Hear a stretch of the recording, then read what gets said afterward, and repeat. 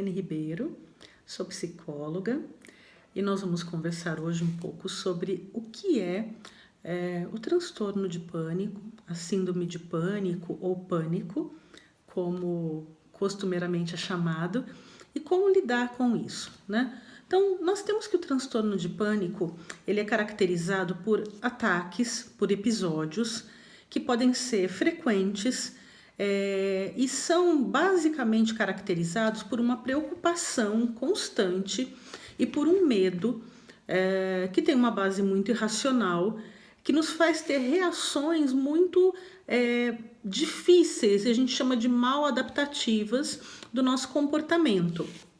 Então, geralmente, o pânico ele vai ser acompanhado de sintomas físicos e sintomas emocionais. Os sintomas físicos têm a ver com medo intenso, tem a ver com a sensação nítida de que algo muito ruim vai acontecer, né, naquele momento. A dificuldade de ter uma qualidade no seu dia constante. Então, é como se eu tivesse a sensação de que sempre haverá uma ameaça que vai ter uma interpretação catastrófica, que vai deixar essa pessoa apreensiva e que vai disparar, então, sensações corporais também, que é o que vem muito marcado no transtorno de pânico.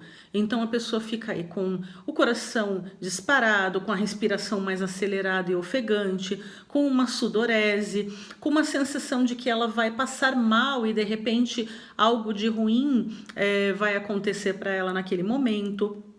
Então, existe esse quadro que ele é persistente e para ser caracterizado como pânico, isso tem que já estar ocorrendo por 2, 3, 4 meses e basicamente estará atrapalhando o curso normal da vida da pessoa. Ou seja, ela começa a ter uma dificuldade de seguir a vida dela como ela sempre seguiu. Então, isso vai fazer com que ela tenha prejuízos nesse dia a dia. E aí você pode estar se perguntando, né? Mas Elaine, isso acontece com todo mundo? Por que acontece? Então existem algumas causas que podem ser um conjunto de herança genética, ou seja, que é já uma vulnerabilidade fisiológica que essa pessoa tem, de circunstâncias estressoras. Então ela pode, por exemplo, ter passado por um assalto, por uma situação de medo intenso, por algo que tenha levado ela a desenvolver isso, ou seja, por essa circunstância estressora. Por alarmes aprendidos, que a gente diz, né? Então, muitas vezes nós fomos criados sob uma vigilância muito constante, sob um medo muito intenso.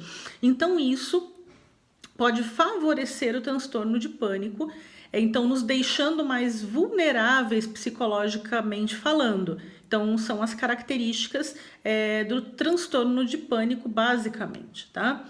E aí assim, você pode estar imaginando que pessoas também que têm pânico também tem uma questão de controle muito intenso.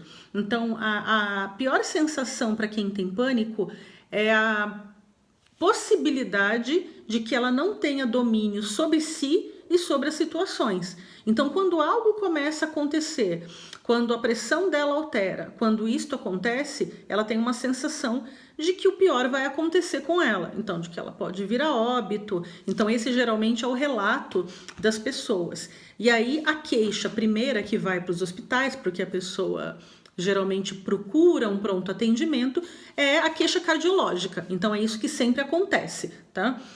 E é claro que essa condição cardiológica ela precisa ser descartada. Então, nós precisamos entender que aquela pessoa não tem risco nenhum nesta questão.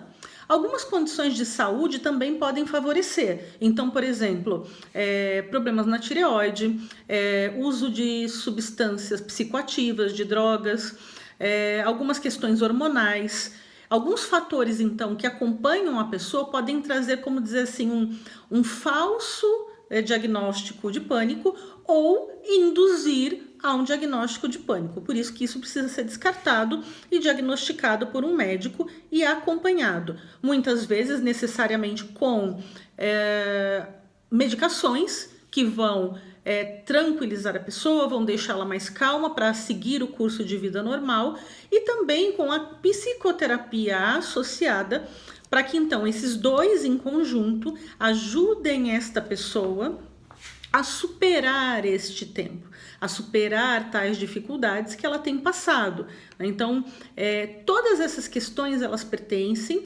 Então, tem 3 características, então, de uma catastrofização, de uma possibilidade de que algo terrível vai acontecer, então, de um exagero, e de se focar em evidências que às vezes vão qualificar aquele medo. Então, um exemplo, aconteceu, vai acontecer de novo. Eu vivi isso, eu vou viver novamente. Então, são esses tipos de pensamento que vão ser trabalhados com a pessoa em psicoterapia para que ela, então, possa ter sucesso nesse tipo de acompanhamento. Então, se você vive isso ou acompanha pessoas que vivem essa situação, essas são informações importantes que podem ajudá-lo a se sensibilizar para a busca de um acompanhamento nesse tempo, ok? Um grande abraço a vocês e até uma outra oportunidade que nós possamos aqui estar conversando.